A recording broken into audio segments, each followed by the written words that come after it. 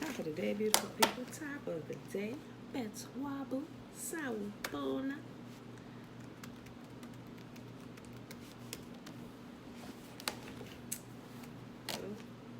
Caps on.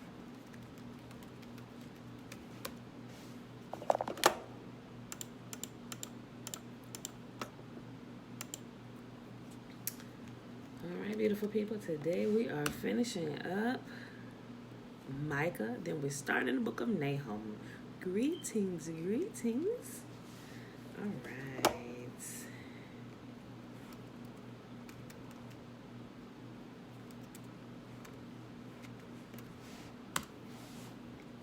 Alright, the last chapter of Micah. Remember yesterday, Yahuwah was telling him where we left off at. Yahuwah was telling Israel everything that he required of them. And to sum it up, he just required them to do what's right. Be honest, be just, treat people fairly, execute proper justice, and the message today is continuing. Let me find my... Okay, here we go. And so when we finish with Micah, we're going to go right into the book of Nahum, and we're going to read all of Nahum. And Nahum is 4 chapters, but it is 4 short chapters, so we'll still be done in a span of about 15 minutes today, y'all. And Nahum, remember how we read Jonah the other day, how Yahuwah had given them a chance to repent, because they were slapping people with fishes. They weren't really slapping people with fishes, but they was doing all kinds of stuff. But if you watched VeggieTales, they said it was slapping people with fishes, but slapping people with fishes was a representation of all the sins that they were doing and everything, right? So, but Nahum goes right back to Nineveh. And Nineveh is ultimately destroyed because they repented for a period of time, but then they went right back to doing those things. They got Jonah sent to them in the first place. And after Jonah, Nahum was sent to them because they did not change their ways, right? Okay. So today it is Tuesday, August the 25th, 2020, day 235 of year 2. What did I do? I put 258. I'm sorry. I just caught my little mistake that I wrote in my book. Sorry, y'all. 90. And the 2-year count is day 598. I don't know what I wrote down there. I immediately saw that. Okay. All right, y'all. Last chapter, Micah. Micah chapter 7. What is this? I don't know why I changed this down here and I changed it at the top. Okay. All right. Micah chapter 7. How miserable I am. I feel like the fruit picker after the harvest who can find nothing to eat. Not a cluster of grapes or a single early fig can be found to satisfy my hunger. The godly people have all disappeared. Not one honest person is left on the earth. They are all murderers, setting traps even for their own brothers. Both their hands are equally skilled at doing evil. Officials and judges alike demand bribes. The people with influence get what they want, and together they scheme to twist justice. I can't reiterate this enough. People really, like I say here, people really get it twisted what Yah is all about and what he constantly says to the inhabitants of the earth. While men have created all these religious factions and everything to kind of separate and divide people and control people, Yahuwah has one message for the entire human race. Treat each other fairly. Do what's right. Take care of the land. Execute proper justice if somebody is acting a fool down there. But now they come in, they say, yeah, you got to do this. If you want to be saved, you can do this. And I'm like, what?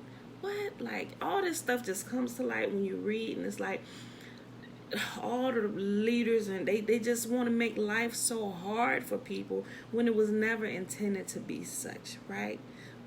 Okay. I'm done.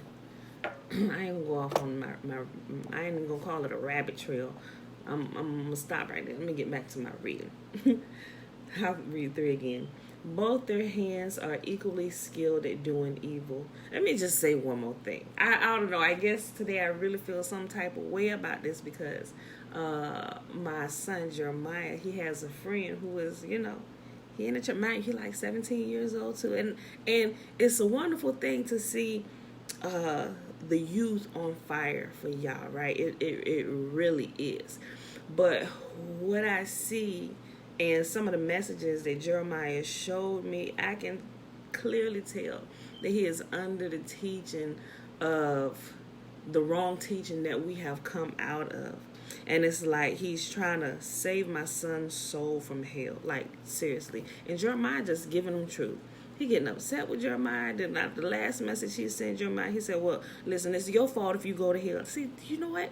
When people get frustrated with you and they can't really talk to you, like, and have a conversation, they get frustrated because you're not falling in line with what they believe. They get frustrated with you when they want to write you off and send you to hell because you ain't believing the way I'm believing. And that it really, and I told your mom, I said, listen, I say, this is going to be, if you run into people that are still following this particular teaching, this is what's going to happen. If y'all, you can have a conversation with them.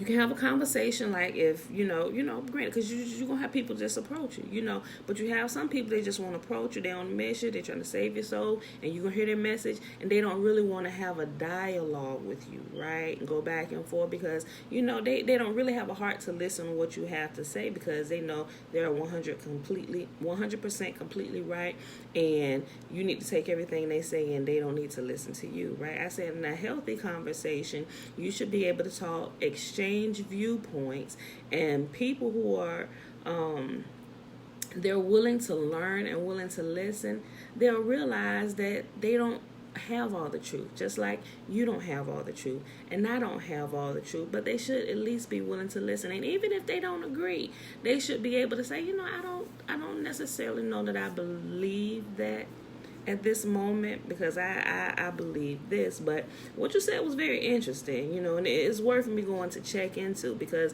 I could be wrong on some things and you actually could be right there. So, I'm gonna go check into that, and I'll come back and, we can talk about this further. But like, I think he just got completely pissed with Jeremiah last night. And Jeremiah was keeping us calm. He kept coming back in the room. Mom, look at this. He just said, I was like, yeah. I said, I can tell you what he's going to say next. Because when you come out of that, Christians have the same argument. They throw them same scriptures at you. What about this and this and this? And what about this and this and this? But we already have all the answers. We can tell you, no, that wasn't foretelling about Messiah. That was talking about King Hezekiah. And no, that was Isaiah's wife. And what's crazy is all the Christians bring up this. The ones you run into, they bring up the same, and they call them proof texts. Proof texts. Texts that they have taken out of context, out of the Old Testament, to apply it somewhere in the New. I have not come across anybody that hasn't done that yet. I said, and I tell them, I said, you were indoctrinated. I said, because you say the same stuff that other people say that have been indoctrinated. I began to explain that to Jeremiah, and he come back, he said, look, he said exactly what you say he was going to say. I said, I told you. I said, that's the teaching. I know it like the back of my hand. I came out of that, so I know where he's going to go next. When you give him the truth of this, okay, well, what about this? I said, he can come next with this, and this, and I can tell you. And he was just firing it off at Jeremiah. And Jeremiah's 17 years old too, and he's like, first of all, he looking at me, he said, how do you know all this? I said, Jeremiah, I simply just read. Just by reading, I ain't even got to really do no deep study for real. I said, although I said, this is basic stuff that you can get just from simply reading. Just reading through the Old Testament. The answers are there. And things that are taken out of context in the New is actually explained in the chapter or within the next 2 or 3 chapters in the Old Testament, to where it cannot possibly be taken out of context if you would just read it. I said the problem comes in is when people go into religion, or let's just talk about the Christian faith, because that's what we came out of, but I can clearly see that it happens in other religions as well. they have you start in anew. So they have you start in a place where it's already been taken out of context, and now you begin to see that as your ultimate truth when you haven't really read the ultimate truth in the first place. So now when you come out of the deception and you actually go read the truth, you begin to question the truth. I say, okay, now who is the ultimate authority here? I said, let's just go back to that. That's the basis of everything. Who's the ultimate authority? Is it Yah or is it JC? Is it Yah or is it Paul? Which came first? I said, so let's go back to that basis, and then we can adjust our theory and our theory and our religious beliefs based on that. I said it's just simply the process of elimination and putting things in a proper order. So that was that. I ain't gonna say it got me perturbed, but it did make me feel some kind of way that, guys, it is strong. Like, he only 17 years old. He may have grown up in the church or whatever, so to speak. But he is strong. The kid he was talking to, he is strong in his beliefs at 17 years old. Like, he is ready. It's like he ready to go to war. And I'm like, bruh, you 17 years old. That's how strong it is, and how strong your beliefs can be. And like, people are ready to die for what they believe, even if they don't realize they ready to die for a lie. If they believe it's the truth, they're going to go toe to toe with you, so, and I'm just like, wow, so I've been thinking about that, and I'm just like, so, but Jeremiah's pretty good. So Jeremiah, I don't think Jeremiah said, let the last thing you said be the last thing you said. He didn't already wrote you off to hell, bruh. And Jeremiah told him, he said, listen, you cannot scare me with the hell scare tactics anymore, So he said all of that comes out of the whole religious, what did he say? All of that comes out of the religious church doctrine or whatever, So he had even tried to explain to him that Christianity is the daughter of Catholicism. He said, oh no, the Pope, he said, Christians do not believe the same thing Catholics do. I said, well, it's common knowledge that Christianity is the daughter of Catholicism, as well as many, many other, just about all of the religious factions. It's called dogma, religious dogma, all of the religions actually fall and come under the Pope. And y'all already heard me say, I said, if you a Christian, the Pope is your daddy. Even though they don't come out and say, oh no, we are not Catholics. They believe in Mary and all this and baby Jesus. And I'm like, you need to look into that a little bit more, because just look at it on a larger scale. You got the big time preachers dressing and going to see the Pope, and they getting instructed. I said, y'all need to learn about Constantine and what he did at the Council of Nicaea and bringing all the religions together. I said, okay, y'all, I'm done. Let me get back to my reading today, because I said it was going to be, all right. I just felt some kind of way, so I just wanted to get that out. But anyway, that's my son's whole conversation with his friend. But I wanted to share it with y'all. Okay, all right, let me go back. Okay, I'm done with my side note. Okay, verse 3. Both of their hands, what I meant, I might as well start over, because I didn't, all right, I was only at verse 3 anyway, so I'm starting over at 1. How miserable I am. I feel like a fruit picker after the harvest who can find nothing to eat. Not a cluster of grapes or a single early fig can be found to satisfy my hunger. The godly people have all disappeared. Now one honest person is left on the earth. They are all murderers, setting traps even for their own brothers.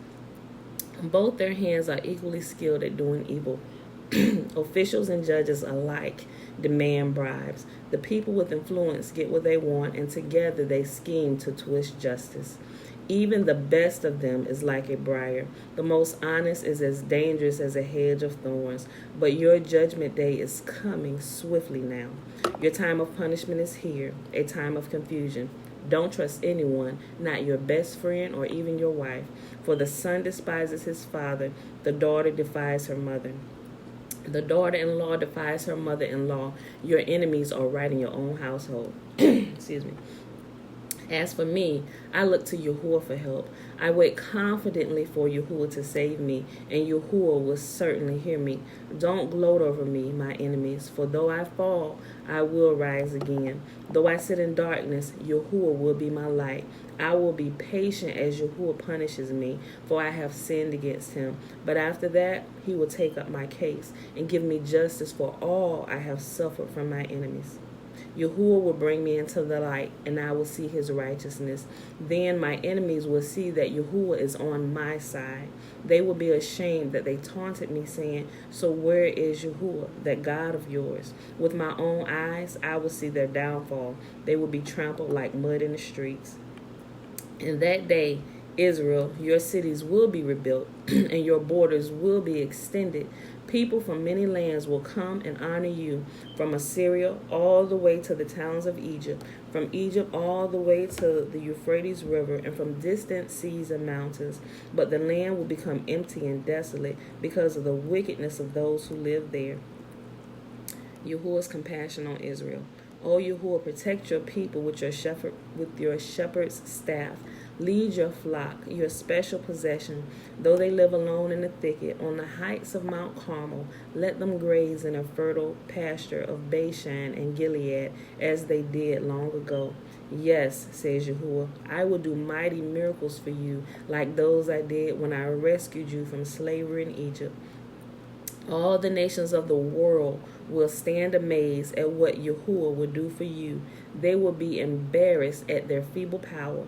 They will cover their mouths in silent awe, deaf to everything around them. Like snakes crawling from their holes, they will come out to meet Yahuwah, our God. They will fear him greatly, trembling in terror at his presence.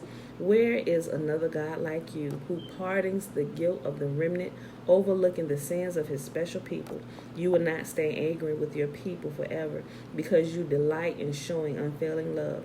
Once again, you will have compassion on us. You will trample our sins under your feet and throw them into the depths of the ocean. You will show us your faithfulness and unfailing love, as you promised to our ancestors Abraham and Jacob long ago.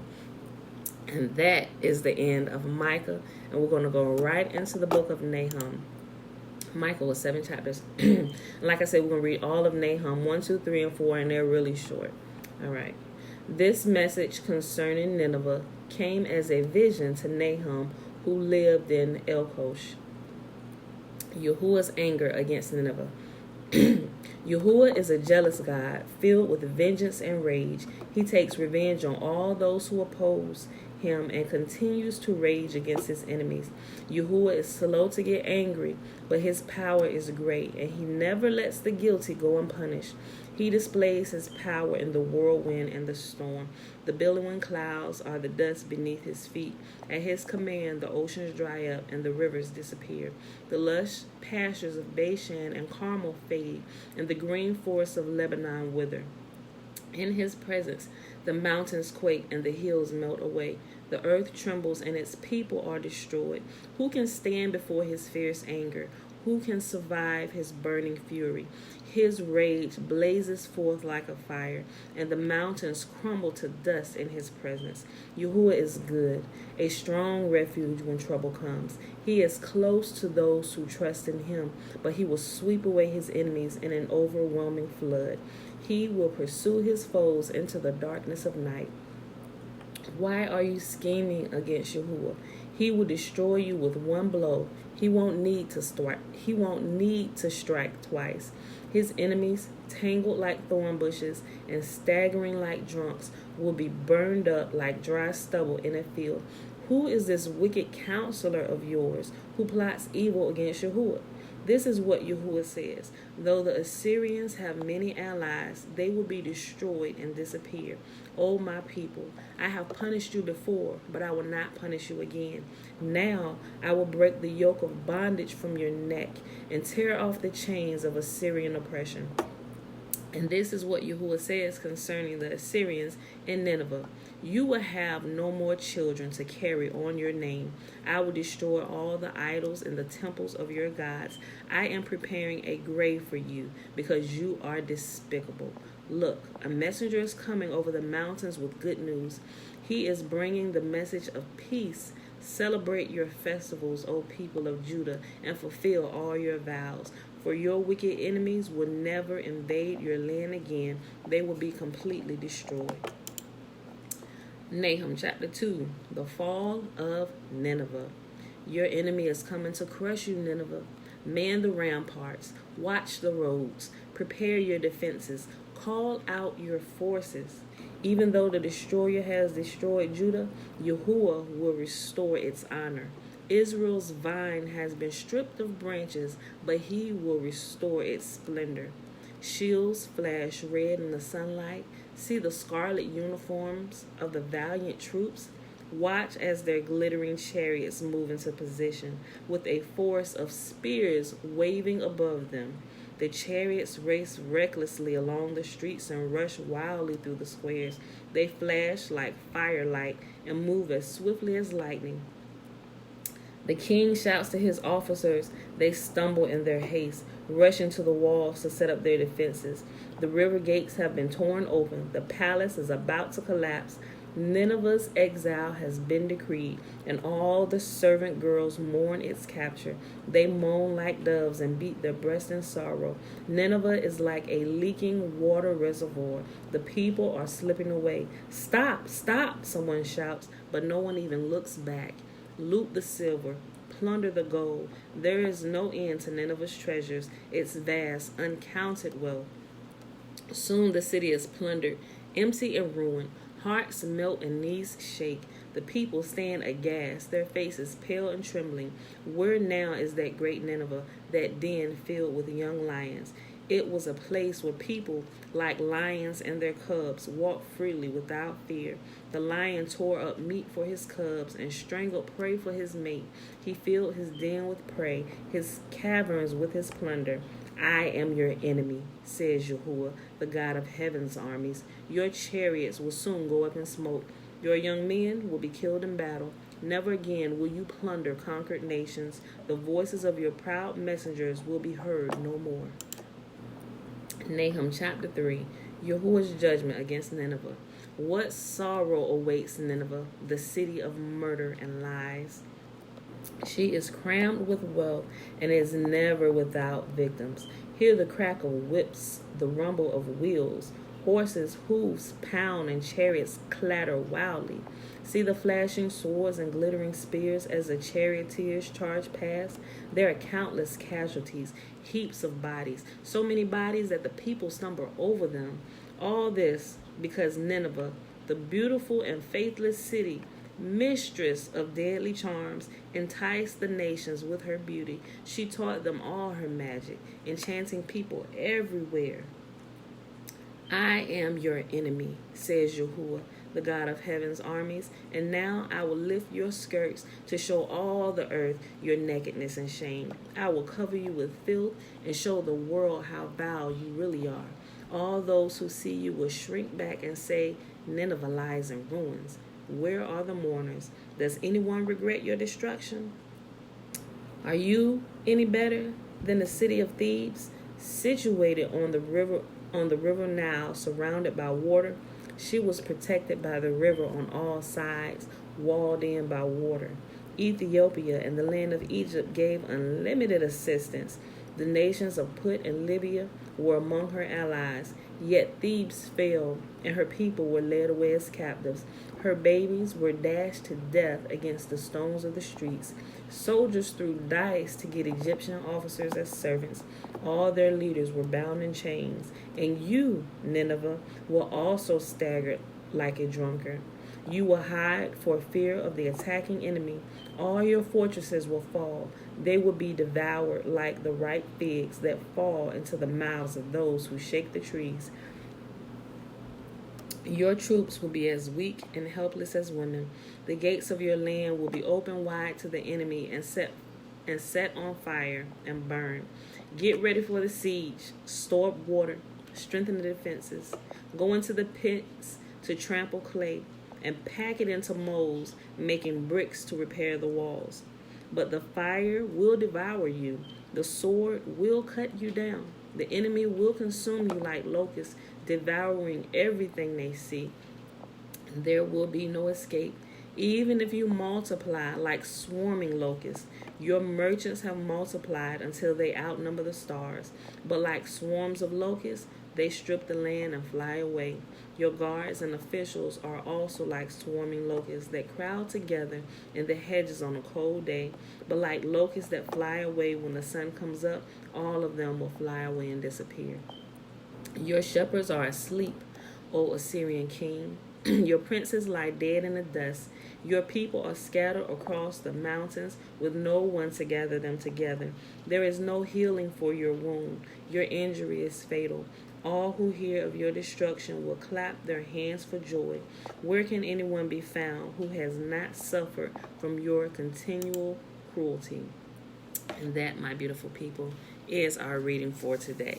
That was Micah 7, which was the last chapter of Micah, and we read all of Nahum 1, 2, 3, and 4. Guys, it is day 235, day 598 of 2 years, actually over 2 years of consecutive reading through the books of the law and the prophets. It is Tuesday, August the 25th, 2020. All right, y'all.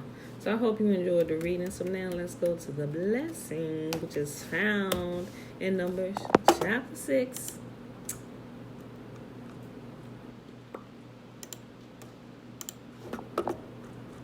Verses 22 through 27. And Yahuwah spake unto Moses and said, Speak unto Aaron and unto his sons, saying, On this wise ye shall bless the children of Israel, saying unto them, May Yahuwah bless us and keep us. May Yahuwah make his face to shine upon us and be gracious unto us. May Yahuwah lift up his countenance upon us and give us his peace. And Yahuwah said, And they shall put my name upon the children of Israel, and I will bless them. All right, beautiful people, I love you, and I will see you bright and early on Thursday morning, 7:15 a.m. Eastern Standard Time tomorrow. We rest. All right, y'all. Boo.